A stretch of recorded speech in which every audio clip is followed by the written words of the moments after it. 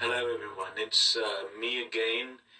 Yes, this is the third video I've done today on the 28th of August, but I figured since I have already, I've made a video today talking about my new, I don't know if you want to call it kink, fetish, affinity, attraction, whatever you want to call it, of myself admiring women with large eyes, and also figured, with my sort of my quest in trying to find that flip note that I brought up in that one Snack in a Story, I figured I might as well make a video. Oh, microphone just fell there. I don't know if you heard that, but I figured I may as well just make a video in which I list off some of the things that used to, I wouldn't say arouse me, but I suppose that I was very much drawn to and allured by when I was a very wee child. So I suppose I shall list them off here. These are various things from media and also in my own personal existence that I found to be particularly titillating when I was around, I don't know, anywhere from 7 till about 13 or so. Anyway, and these are in no particular order. I'll just list them off here. Okay, so the first thing I suppose I can list off is the Asian aesthetic. You obviously know what Asians look like, the Asiatic people from China, Korea, Japan, I don't know about Mongolia, but all those nations and such, they have a very distinctive look about them. And for some reason, I guess this can extend to when I was about 3 or so, my mother was going to have my picture taken at this professional photography studio in a shopping mall somewhere. I will not disclose the location, but I suppose I was waiting to have my picture taken, or I had already had it taken, and I was just sitting there, and all of a sudden, this, I don't know, Chinese, Japanese, Korean, however race you happen to be, girl who is about the same age, maybe 3 or 4, comes up to me and plants a very hard osculation, a very hard kiss. I don't know if it was on my lips or on my cheek or on my head, I don't know where it was, but she did kiss me, and did it only once, and then basically walked away. And I never saw her again, and basically I was sort of wanting her to come back. And I suppose since then, until very recently, I've been very much attracted by the Asiatic aesthetic, especially in women. The next one here, I suppose I can list off, is the graphics behind this one game I used to play on the Nintendo DS called Super Princess Peach. Essentially what that game is, it's basically like a Super Mario Brothers type of a game, except you're playing as Princess Toadstool or Peach or however you call her. I haven't played that game in years, but I guess, well, I suppose I could tell you this. If you've seen from some of these videos I have been uploading, I did track down a new DS, not new, but I did track down a DSi XL and have been playing with it over these past few weeks, and have been having a gay old time with it, reliving my childhood days. And also that kind of had me curious as to what types of games I played on there. And I remembered that I used to play this one called Super Princess Peach, but I didn't particularly have it on the ROM card that my brother had gotten for me. he put games on there, but he didn't put this one on there in particular. But I remember in this one game, the graphics themselves were okay, but also, I suppose, because that thing was a double screen. You know, once on one screen would be the game itself, and on another, you know, on the bottom screen or wherever, you know, had something else there. But I suppose whenever Peach would do something of consequence, whether she would claim an achievement or perhaps maybe even die or something. I keep dropping this microphone, I'm sorry. Whenever she would do something like that, on the bottom screen there would appear, and I'm going to try and have pictures here, there would appear these very anime-esque drawings of her emotions, whether she'd be exceedingly happy or exceedingly lachrymose or very, very pugnacious. You would see those on the bottom screen, and I just thought that those were absolutely adorable. And looking back at them now, I still kind of do get a little thrill looking at them. I'd hate to say it, but I do. So that's another thing that used to fascinate me when I was little. Anyway, next one here, I guess I can list this off. This one here is for Goontic.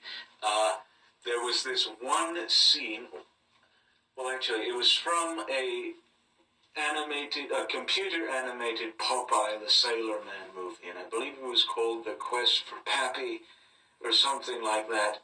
But basically, Popeye was, I suppose, looking for his father at sea. That was the basis of the film.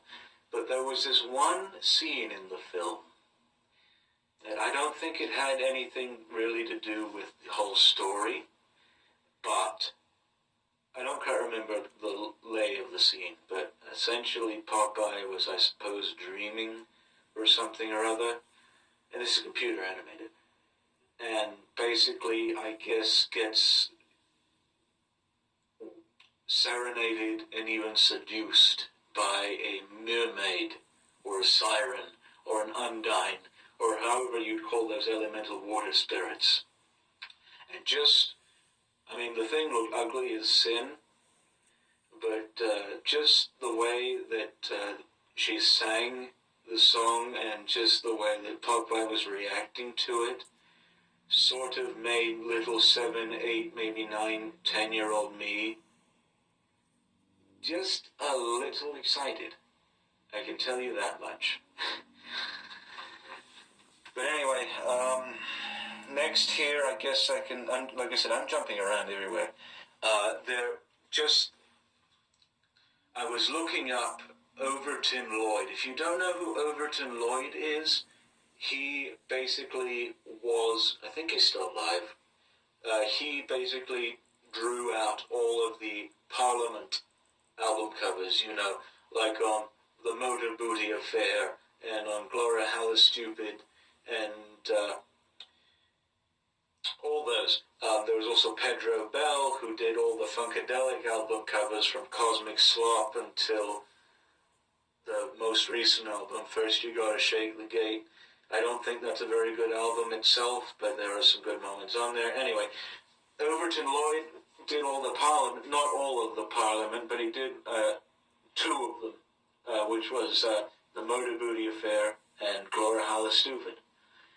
And I was looking him up just to see if he's done anything else, and apparently he was, I guess, the art consultant or art designer or whatever on this series called Class of 3000.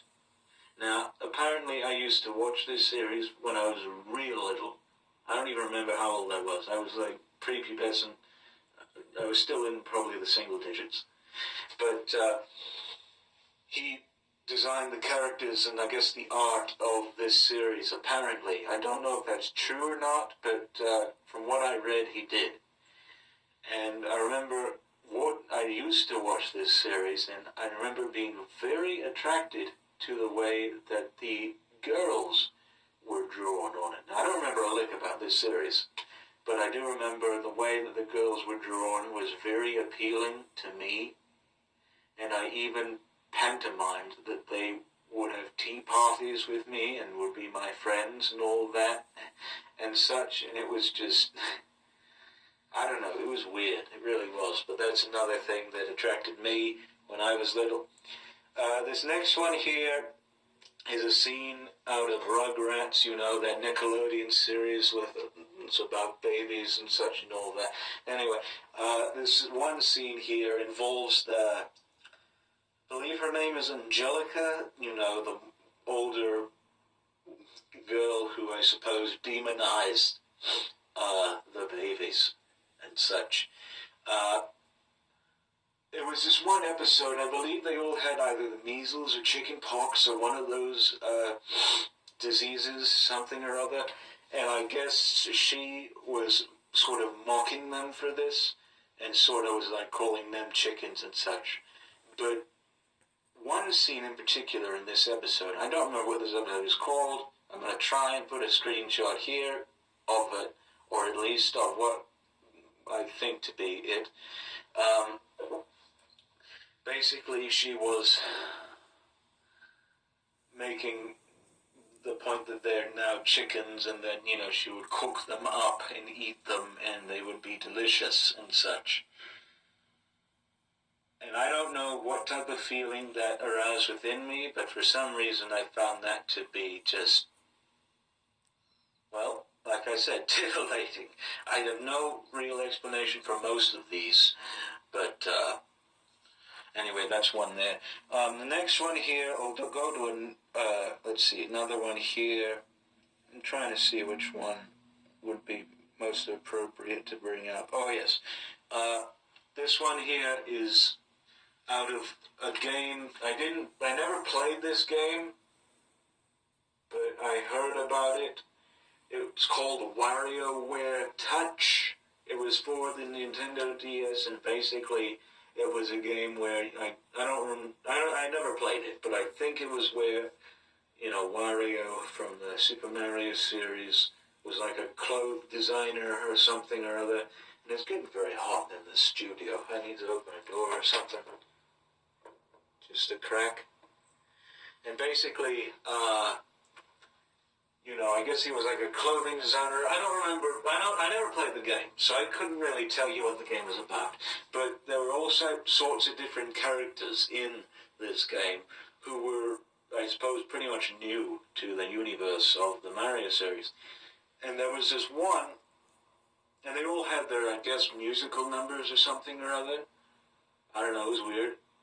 But there was this one that was named Ashley, and she was basically like a demon child, very wicked individual who lived in a haunted house and, you know, made all these incantations and spells and everything and such.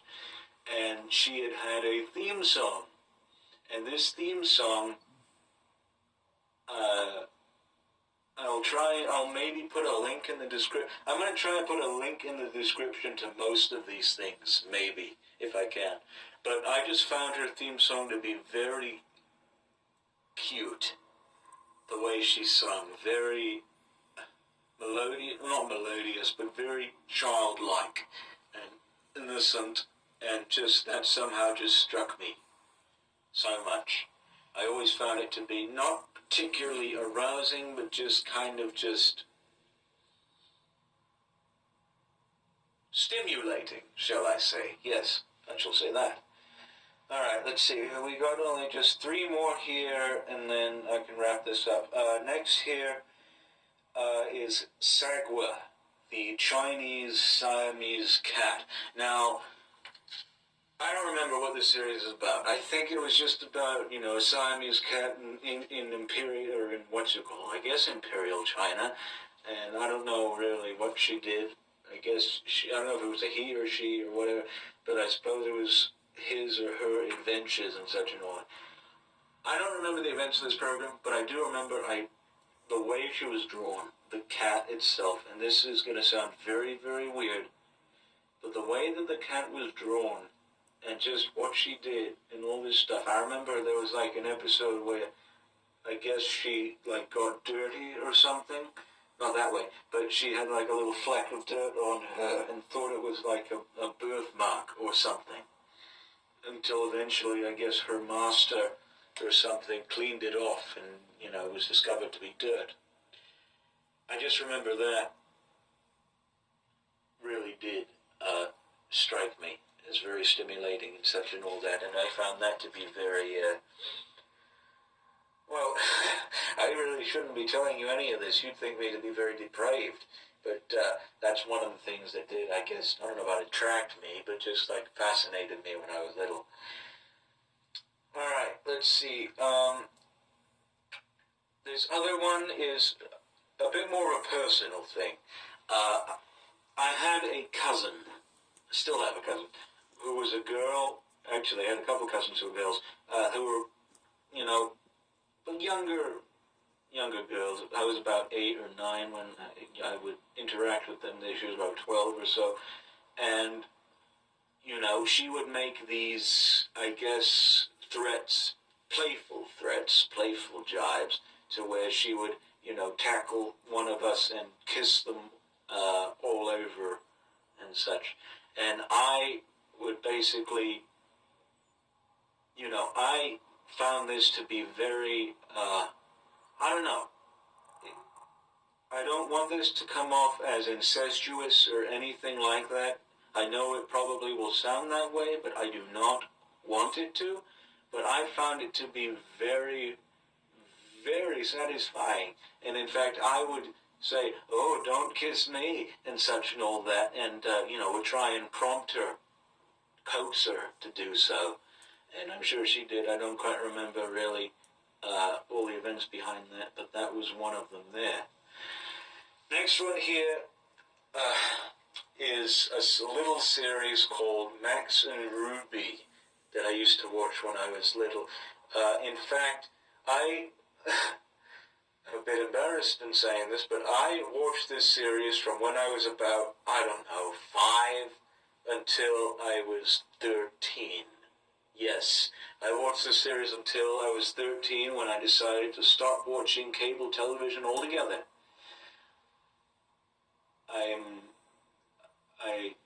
Like I said, I don't know what you would think about this, but that's just what happened. Anyway, I just remember I always wanted a sister and such.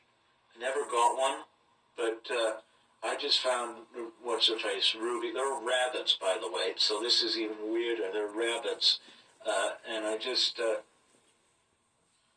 basically, the series is about rabbits. I guess Ruby was the sister of a younger rabbit called Max, and basically, he spoke one word per episode, and I guess she was trying to get him to, I guess, do stuff, like maybe eat an egg, or, I don't know, go to the bus station or something or other. Something very simple, but I don't know, maybe he had autism. I don't know what he did. But basically, I just found her to be a very inspirational figure.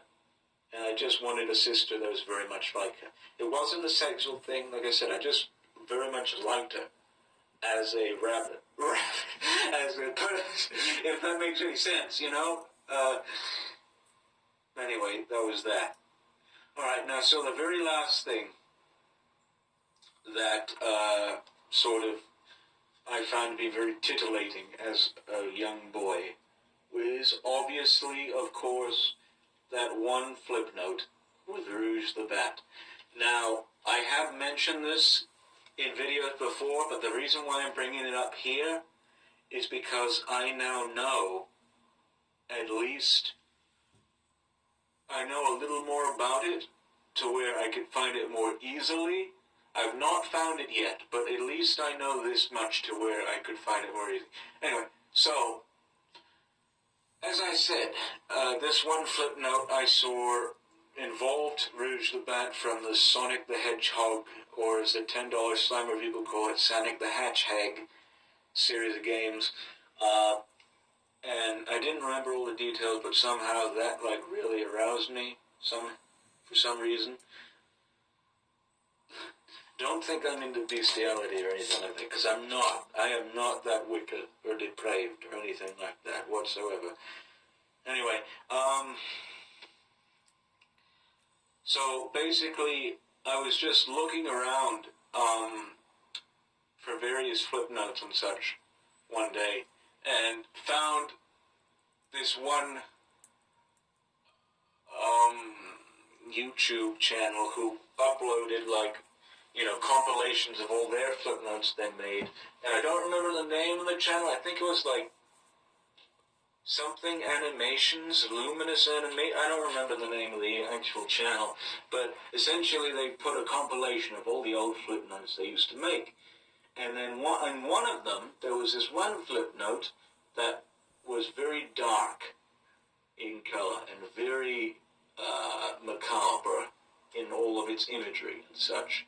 And it just so happened to be set to this one song called, it's either called Magic Melody or Darkness and Magic by this electronic group DTH or DHC or DHT, one of those. They're a Belgian group, I think. And I listened to this and I said, oh my God, this is the song that aroused me in that one Rouge the Bat flip note. And I just was so giddy that I found not the flip note itself, but the song itself, so I can very easily trace it. But basically, I should imagine that I'd have more of an easier time finding it. I haven't found it yet, but hopefully I will soon. But basically, I guess, from what I remember, if you listen to that song, it's basically like almost a siren call telling, you know, this woman telling all these children to come to her and basically follow her into this world of darkness and magic, and such. Very fitting, I guess, for a character like Rouge. But, and, you know, she said she'd show them the way through all her powers and such and all this and everything. But, I just found not the juxtaposition, but the synchronization of that song and Rouge the Bat to be just so perfect, utterly perfect. This was when I was 9, that it just, like I said, it may very well have aroused me sexually. It may have been my first not sexual experience, but the first instance that really brought me out of my innocence. I'm not too sure. And it was not lewd in any way whatsoever, from what I remember. But anyway, I will try and find it here pretty soon. Like I said, I'm making a series of videos in which I document my journey from procuring a DSI and into finding this flip note. I've not found it yet, but you can guarantee I will now.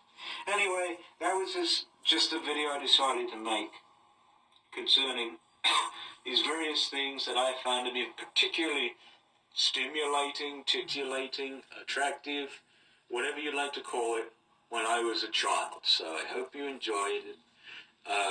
Now I'm actually debating whether I should upload this or not, but whether you see it or not, I hope you enjoyed it. I hope you didn't think me so wicked and depraved an individual as I may have made myself seem, but we'll see you next time.